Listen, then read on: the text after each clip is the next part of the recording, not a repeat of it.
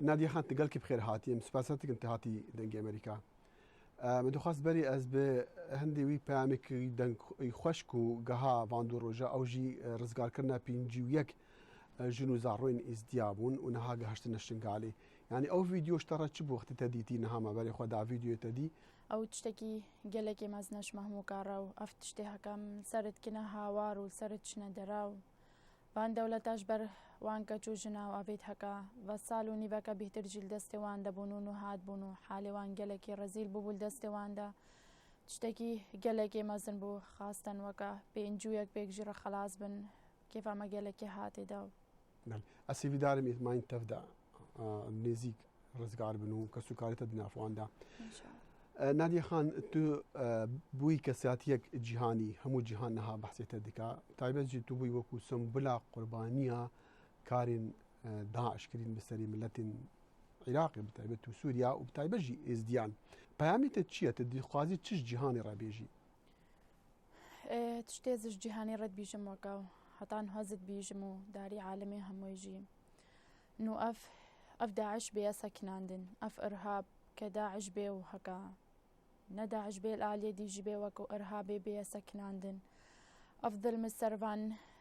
في خلقي بيا سكناندن خاصة كو أف أقلياتي كتشو وكو إزديافت كا أف هفتي وشار جارا جفتشت بسريدتي أف إرهابي سكناندن بحقيوانو حقيوان بيا برنو عالم همود في تشتيد بيني وداري جافت عالمي أفتشتب سريك بانكا تشو جنا وزاروكا خاصة تياكرن في تشتي بساكنين و تجاري دي بحقي يكي دي افتش نيكر راندن وكيرو بسري ازديا سبب سري هنا ديتر هلبتا وكو سنبولا تعدو والظلمة داعش بالسري ازديا اني تتين عسكرن لتنها بي بسيارة اشتيه بكي تشخلكي بخوازي اشتيه ببا حتى ديقلوان خلكين كل هري ميدا بلكي قالك شو انا الي كاري داعش كري افتشتك ما زنا يعني تباوردك كو خلك بينا قبولك وكو ازب نافي نبنافي خوبتنيت بيبي بنافي وان هزارك جوجنيت كمل با خود ديتينو كتشكيت نهساليت هكتاتنا اختصاب كرنو داكيت شهيدا وزاروكيت ايتيم او خلكي بلنغازي هكل وان مخيمات هذا وخلكي دي ترجي غيري ازدياجي نافي وان وكس بيجم شعالمي همي انه ما دي امجي بسلامتي بعيشن ماجي وكا حرية خود بيو حرية ديني خوشي بي بس سرا ديني ما فتشت بسري ما بيا كرن في بيامي ديجهيني بتايبت ريبارين عربان سلوكي مصري دكويتي لجين دي تبحثا هندي دي كتب بيجي وانا اف كاسين كوا فينا بسري متكن يعني اف سري مانين مسلمانين او تشد بيجن براستي وقت تشتي مهاتي وتشتي داري تشافين مهاتي كرن انه نابي بسلمانتي هاتا كرن بنابي شريعتي بنابي قرآني جبر المهمات كرنا ام وكبوان رسالات صلاتي بكن شهدا خوبدن افتشت وكا هموت عتا كرنا بنابي بسلمانتي او داعش مديتين جي همو بسلمان بو وكا ايدها كمديتين الموصل جي همو قالك جي از بجمية كينا بسلمان ندي بس افتش مقهان دوانجي ومقهان دا شيخ الازهر جي مقوتين وكما يدفي امزانبن كاهون بيجن يا داعش اسلامي تمثليني يا نا مثليني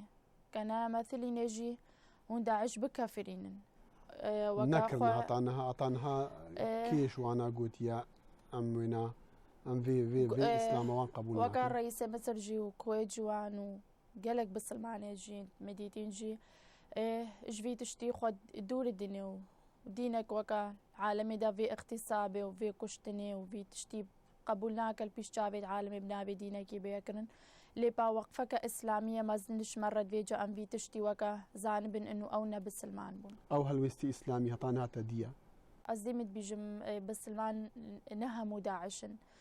وبسلمان جي قالك جي وكا رابوينا جي بدريت تشومي وكا استقبالا مكر جي مصر كحكومة كشعب كويت وساجي بس بيهترش مرد بي وكا بسلمان بيهترب ما برا بنش برفتش تمو بنابي ديني وان المهاتا كرن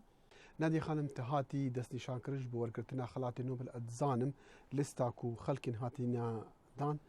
قالك دريجة قالك كسن لێ هیوی هەیە کۆ تۆ وی خەڵاتی وەرگری تە چی دەبێژی بۆ دەستنیشانکردناتە بۆ خەڵاتی نوبل؟ خەلاتە نۆبەلجی وەکو تشتێکی مهمە با عالەمێ و جایزەکە عالەم احتراماویت کە ژێ احتراماویت کەم لێپاوەکە تەنها نیشامەکیری پێنج و یەک ژن و زارۆکێت هەکە بە ساڵ و نیڤەکە الحالێکی گەلێکێ مەزندا هەتات بیژی مەزن وەساب زەحمەتاتنا عیشە تاوانە الورد بوو داکێت زارۆکا بوون تادنە اقتصابکردن ئەو پێنج و یەک ئیرۆ پێنج و یەک جایزەی نۆبەلش ملەتێ مڕەوش مژیرە. نەدیخان بەری چەند ڕۆژە کۆنگرسی ئەمریکی بڕیارێک قبول کرد پەسەند کرد دەرباز کرد دەبێژە ئەو کارێن دژی کریستیان و ئیزدیا هاتی نەکردن جنۆسایدە دەپێڕە بچەند ڕۆژان وەزیرێ دەرێ ئەمریکی جان کری دیسان ڕاگەهاند و ئەو کارێن تاوانین داعشکری دژی ئیزدیا و مەسیحیان جنۆسایدە ji te re ev peyam çendê giring bûye? Rastî tiştekî gelekê mezin bû weke ji min re ji ber em hemû alem hemû zanî vev serê izdiya hatî genocide bû ji ber hezara roja berî hatine kuştin serê 5800 keç û jin û zarokî hatine firotin û ixtîsabkirin li nêv destê wî Daişî de.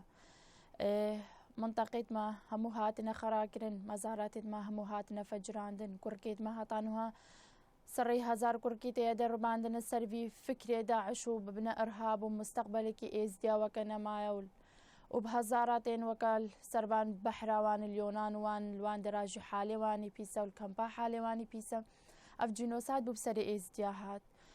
ئەف تشتێکی گەلێکی مەزن بوو بەس وەکەمە ئەف قرار هاتە داین لێپانە پەیڤەک بێ مەدوێ ئەف پەیڤژی وەکو قەراردان جینۆسایدە ئەو ژی نە ساڵێک وەخت ببە یا ساڵ و نیڤەکێ ببە مادەمە پەیڤ هاتە گوتن و ئەتباتکردن جینۆسایدا ئێزدیا بلا تشتێکی وەکە بێکردن وەکی چێ؟ یعنی تو چ خوازی؟ تو چ خوازی ژە ئەمریکا و ژە ئۆروپیان بە تایبەت ئەفکردنە باری خوا باری سەرمەلی خوا تو چش ئەزش ئەمریکاوەکە خوازمەوەکە بە چەند ڕۆژە زلوێ دەرێژی و چمە باوان جێدوان هەما دیسات بژمێدا نۆ پشتی بێ قرارێ محکەمەکە دووەلی بێ چێکردن محاسباوان داعشا بێکردن ئەشوان خوازم وەکە حەقی ئێزدیا بێ برن سەراوی تشتێپی هاتەکردن کەچ و ژنێدوان بێنە خەلاسکردن هەر تشتێکی وەکە ئێزدی پیش چاوێت ئێت عالمێک هاتچپی هاتەکردن سسەی مەها هەشت و هەتانوە الوی تشتی عدالت بنێڕێ حەقی ئێزدیا و کاتچە بەس ئەهمشی وەکە زوو محکەمەکە دووەلی بێ چێکردن و محاسباوان بێکردن و حیمایە ئێزدیاژی و ئەقەلیاتێ دیترژیت و ئەی نکارن وەکە حیمایە خۆ بکەن حیمایەوان بێکردن ئەگەر ئەو دادگەها دەولی هات دانان و تاوانبار ئانین ور ji bo dadgeh bikin tu dixwazî li wir amade bî wan tawanbarên ku li dijî te tawan kirîn bibînî û bibî şahidê wê mehkemeyê بەس ئەزبتنێ بمەشەهدا هەر کەچکەکە نە ساڵێت بن دەستێ ئێ 30 ساڵی و 40 ساڵی داهاتێ اختصابکردن و ئێلوێ محکەمەی دەبێ شەهدا هەر ئینسانێکی ئێزدی بووە دەحیاوی تشتی و ئێ بێ شەهدە و وەکە شوان ڕەبیژە کادوڕا عەدالەت بلابیژێ وەختێ زارۆکی 4 ساڵیش داکێت برن وەختێ پیر و کالیت شەوتاندن وەختێ کەچک ئەحلال بوو محکەمەی دواندا چ داعش بێ ئەتکردنە سەبیە و بێ ببە و سەعات عادە بنەیەک و دۆ والبایەکی نەسەکنێ و ئەف تشتبی بێکردن کە عەدالەت وێ هینگە چت بیژەش حەقیوان ئەرهابارە یعنی ئەگەر یەک پرسیارشتە بکە بێژێتە ئەو عەدالەتە چی ئەم چ جوانە بکەن تی چ بخوازی ئەزێ بیژم ئەس وسات بیژم ئەس بیژم بلا ئەزێ جەریما بیژم و زێ بیژمە عەدالێ کە تە عەدالایی ئەزێ جەریما ئین مەبەرتە بیژە حەقیوان چل عەدالەتێتە چل وێ جەریمێ مقابلی دی پشتی داعشاتی شنگالی لێ سێی هەشت تە شنگال نەدیە پشتی ڕزگار بووژی تەمان دەمەکە تە نەڤەگەڕێ شنگالی تە حەزێکی ڤەگەری شنگالی شنگال جوەکە ڤەگەڕانە مەز چمە شنگال تشتێکی گەلێکی زەحمەتەوە تان هوەسی مەقبەری جماعی القادێ و نەهاتە ڤەگرن و ئەو هەستێتمە ئێت هەکە نەحەقی هاتی نەکوشتنن سەردەستێ وان داعشە هەتان هەڵقادی نەف تشتێکیش مڕێ زحمتها هتا وسا أسشم شنقال ببين تباوردكي ازدي يعني ام با بيجين شنغالي بكاربن ديسان ده جيخو فاغرن جيخو بيجين شنغاليا كإزدي شنغاليا تجارة تعدل إنسانك نكريا وإزدي بصورة عامة في ديني تجارة حربكو بعدك بسري إنسانك دنانيا بيجا إزدي تبرسيش إزدي ما بكي إزدي وقتي أكو وقتي حماية مهاتا كرن وقتي حقي مهاتا برن وقتي سعيشي الشنغال ده بهي النسبة عيش بكرامته وبسلامتي أزهنجي فاقريم بس تشتكي قلقي بزحماتها تش إزديارة بيجي وسع شنغال بيا حراندن وبيا آباكرنو شنغال فاقرين بتشتكي مستحيلة إزدي فاقرين وسع لأوروبا ولير الأمريكا جا الزانكوين نافدارتوي باخبي تدخازي تشي بيجي وان خندكارين وان زانكويا الفي منطقة خاصة أوروبا وأمريكا وجي كارن قلق تشتي واقع بقنش مرة سرفي بتشتي مهاتي مدبي قلق جاوان جي شوان طلبت كمكو المدرسة جي طلابت ما خدان كنيت إيزديا أو جبين السرفي تشتي مستقبلي وانجي الفرتشي ببي وخورد ببن أصطلبيش وانجد كمكا هر جامعة كاربي چند طالبت ما خدانكا وكو حكومات أصطلبي جيت كم بتشتي بحقي إيزديا بسكنين جارك الإيزديا بنيرن أفصالو نيبكا إنسانكي قنجل قضية إيزديانا نيري أفصالو نيبكا إبادة بحقي ما مستمرة تشش كجيل دستي واندا تشش مقبريتي جل قادي تشش جبلنغازيا خلقي كمبادا أفتشت وكي مستمرة بحقي ما وتشتي بزحمة ريه إنه منك عارن كجو جنيت خويرو خلاص كنش دستي وان والمبزحمة إنه أزانم تشبوان تيكرن دستي وان داعش هذا نادي خان بشتيكو داعش هاتي شنغالي وتايبجي أو تاوانا دجي إزديا كري وتاوانا دجي خلقي دي نا مسلمان كري ديتنا خلقي جبو إسلامي هاتيا قهرتن هناك نها هنا دبيجن أو داعش نا إسلاما هناك جي هنا دبيجن خير